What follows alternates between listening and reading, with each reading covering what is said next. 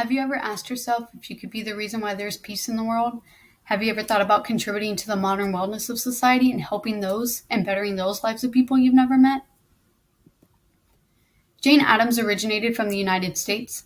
She was born on September 6, 1860, and died from cancer on June 21st, 1935. She was an activist, a reformer, and contributed to various social works as a public administrator and volunteer. Jane Addams' popularity is attributed to her role in establishing and developing Hull House, which was based in Chicago. It is the pioneer social settlement across the northern parts of the U.S. This helps us understand how Jane Addams found herself in reform works and other peace missions where she advocated for global peace, especially during World War I. After returning to America, she acquired a large empty residential home that Charles Hull built. They called that residence Hull House and then settled into that house on September 18th, 1888, according to Lynn. It also became home to many notable social workers and change makers like Julia Lathrop, Florence Kelley, and Edith Abbott. They also helped Jane Addams in the settlement initiatives and other activities within the region and the country.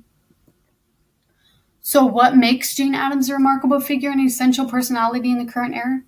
Jane's name stood out amongst the most extraordinary philanthropists to ever exist in the 20th century. Jane and Star developed a day nursery, a gymnasium, a community kitchen, and a boarding program for working young ladies in that house, according to Hunt. The house also administered educational courses equivalent to college level. They were on different subjects such as artistic works, music, and craft works like bookbinding, and also financials. They also supported the pioneer small-scale theater, which was also popularly known as the Hull House Players. They also became instrumental in availing services and venues, for the massive population of immigrants from the neighborhood. They also provided chances for youthful social workers to acquire the necessary skills in their specific areas of training for their personal development, according to Lynn. They also played a crucial role in inspecting factories to ensure the security of their workplaces, ensure their efforts towards fair compensation and women's rights within those workplaces. That is a little bit a background of how Jane Addams became so important. So how has such an important figure become so immortalized? Here we have to consider some of the achievements she had in her life. Apart from workers' interests, she also attributed to improving the immigrant situation and other African Americans facing discriminatory facts and events from the white majority and the police. Jane Addams also did research targeting the causes of poor living conditions and criminal activities in the U.S. She was also at the forefront of supporting women's suffrage. She also helped launch numerous social work programs, including the Immigrants Protective League and the Juvenile Protective Association, which was the first juvenile court in the U.S., which was later called the Institute for Juvenile Research.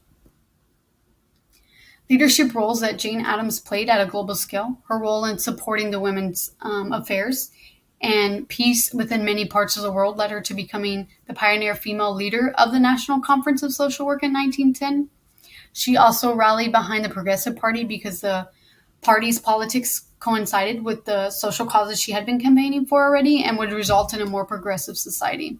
Her work in peace and social justice also went beyond the borders of the United States. In 1915, she assumed the role of the chairperson of the International Congress of Women in The Hague. She was also an active participant in establishing the American Civil Liberties Union.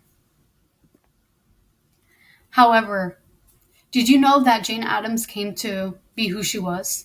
She attended Rockford Female Seminary and graduated in 1881, where she graduated with a degree in 1882. She also deteriorated after her father's death in 1881, according to Zeiser. She studied medicine until dropping out after a back surgery.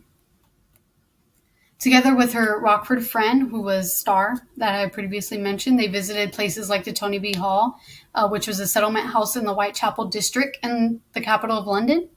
At this particular place, Jane Addams got her interest in reform works and other social changes that came to define her career. The encounters at the Tony B. Hall gave her a new perspective of where she would get her devotion to social change and other peace works. As I wrap up, I anticipate that you remember Jane Addams' significance in this story, how she was instrumental in advocating for social change, children and women's well-being and the better conditionings for workers, the potential achievements she had in the process, and how she succeeded in bringing change in a polarized society, both in the local and the international stage. They also are the issue of fair compensation that Jane Addams fought in her whole life, winning the Nobel Peace Prize. And she was also a key figure in the development, of girls' and children's rights by establishing the juvenile laws that helped safeguard children from exploitation. She was also a part of the Hull House, who she founded with Starr, and her legacy will live forever. Thank you.